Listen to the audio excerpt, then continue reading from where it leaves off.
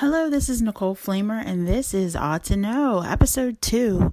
Today we are going to talk about what is a waiver, and then I'm going to share a little bit about my waiver experience thus far. So, what is a waiver? If you are in the disability community for any length in time, you may hear the term waiver, and you may think, what is it? So this is going to be infused with my experience. So I will tell you, I have 3 children on the autism spectrum, ages 21, 18, and 14. And I did not find out about waivers. I had heard about waivers in passing, but nothing in depth.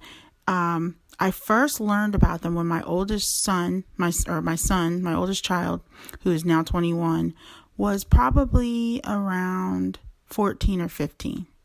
By that time, we'd been in special education, Social Security, all different sorts of services and agencies for at least 10 years by then. And the first time I ever heard talk of a waiver was when he was 13 or 14 years old. And it wasn't from any of the myriad of doctors, therapists, support workers, teachers. It wasn't from any of them. It was from another parent. So that is kind of telling about the information that's available. Now, here's the funny thing. If you know what you're looking for, there's a ton of information on the internet, and I will leave some links to this information so you can do your own research. But as far as the people that I had looked to for guidance and information, people who knew my personal struggles with finding care and with working and providing caregiving duties, I would have to say that 100% of them let me down as far as giving me this information, which is going to become very important for my son and could have been helpful in the past if we had known about it before. So with that as the setup, let's talk about what a waiver is. Okay, so a waiver, now I'm pulling this from a couple of different websites because I have a fundamental understanding, which you probably have, and those who are more experienced or know or have heard of it or have dealt with it probably know more. But this is a basics.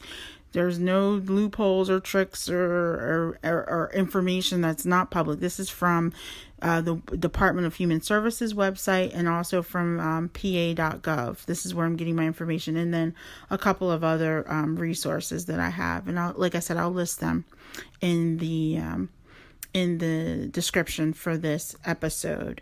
Okay, so waivers offer an array of services and benefits such as choice of qualified providers, due process, and health and safety assurances.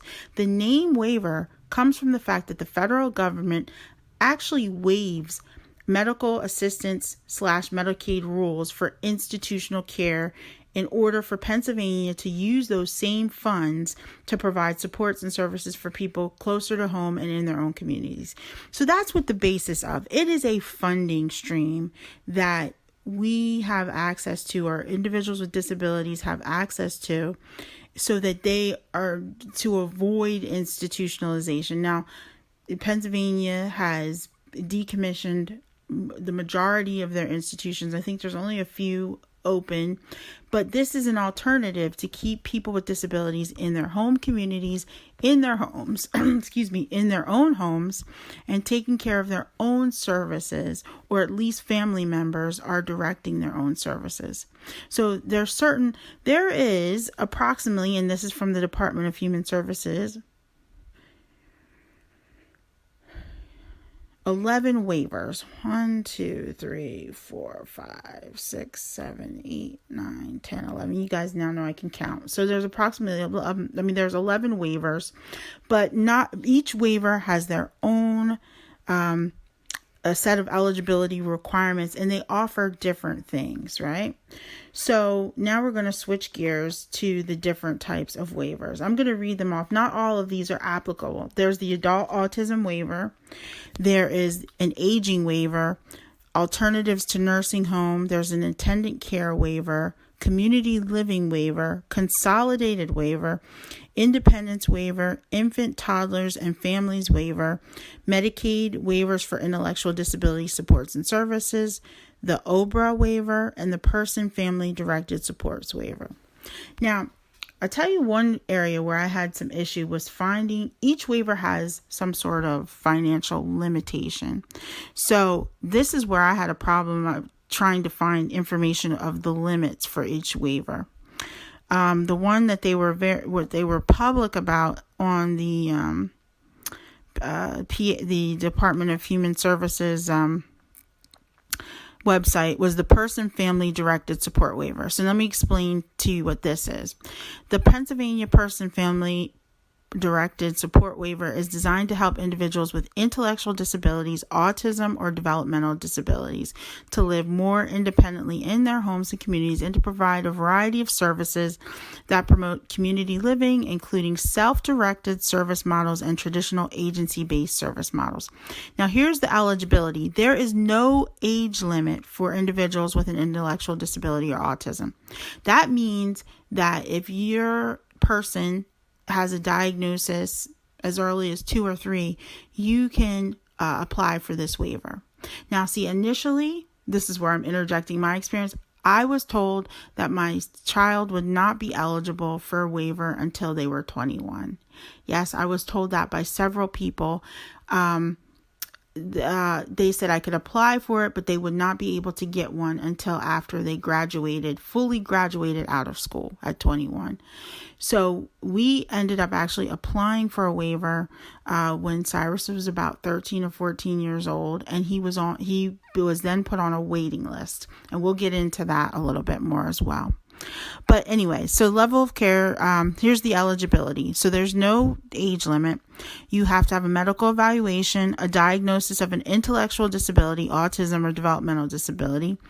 You'd be recommended for intermediate care facility, ICF level of care based on your medical evaluation, determined eligible for medical assistance, meet the financial requirements as determined by your local county assistance office, and have the cost limits for the PFDS or person family directed support waiver is $33,000 per person per fiscal year. It excludes supports coordination and supports broker services. The limit can be exceeded by $15,000 for advanced support employment or supported employment services. Okay, so the services there's a whole list of services. I'm not even going to take the time to read. Like I said, I'll have a link to this. But here's the thing.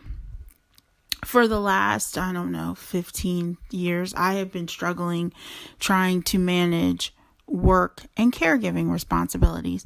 At a certain point, your individual with disability is not eligible for daycare anymore, but you still need daycare because they're not able to stay home by themselves. So this is actually was the reason why I started a nonprofit. It was started off as a special needs daycare, and we morphed it into something else. But the reason was because we didn't have adequate care. I didn't have adequate care for my child and then children. Now, had I had a person in family directed support waiver with $33,000 to help provide for care for my kid, I might have financially been in a better position than I am, that I ended up being as a result of not being able to keep certain jobs or be able to stay at certain places or even to be able to pursue my career in the way that I initially intended. But everything happens for a reason, so we're not going to cry over spilt milk. But my point is I didn't know about this. There's no age limit on this, right? And I didn't find out about this. And I'm a pretty well-educated individual. I didn't find out about it until my son was 13 years old. And no professional person told me about it. That is the other thing. So I'm going to read to you from another document. And this is, what does the intellectual disability system look like? Now, this is the system that sees over these waivers. So the ID system is a part of the Office of Developmental Programs. That's ODP. They're the people who administer the waiver, so to speak, within the Pennsylvania Department of Public Welfare. Okay. You'll access the ID system through a county office that is partnered with a regional office.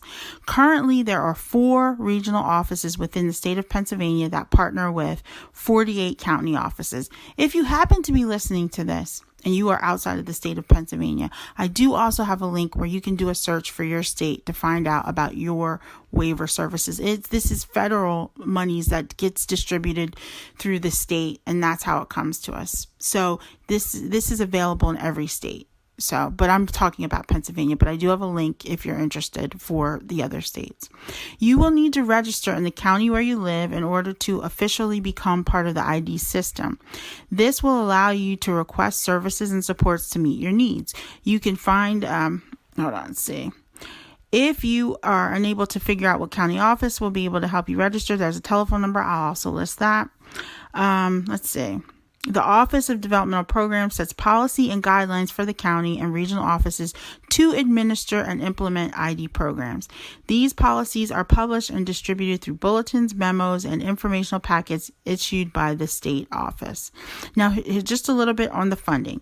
The Office of Developmental Programs is funded through your tax dollars. You will most likely hear discussions about funding in the ID system using the term waiver. The waiver program, which is most of the funding available in the system, is a combination of federal, Medicaid monies, and state monies. You may also hear the term of base funding when talking about funding. Base money is a small amount of money the county office can spend at its discretion.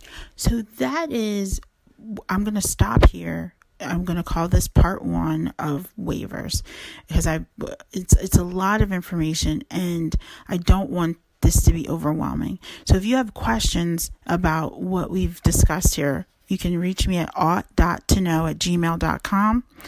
And you can share your questions. If you have comments, please leave any comments on the podcasting platform where you are listening to this or on Facebook. So I will continue this discussion on waivers and how they work. We'll go into some of the other waivers and some of the other monetary limits and how to get yourself involved or get your loved one involved in the system more in depth. And I am working on bringing a guest who is knowledgeable about waivers that I'm going to ask some questions. If you have questions that you want to ask this guest that I'm going to bring on, please send them to me at Aut2Know@gmail.com. That's AUT_TOKNOW@gmail.com. So thank you for listening for today's show. I want to keep these short. Long drawn out, tedious information does not work well in a podcast format, so I will not punish you like that. Stay tuned for episode 2 where we continue the waiver talk. Thanks. This is Nicole Flamer and this is Aut2Know.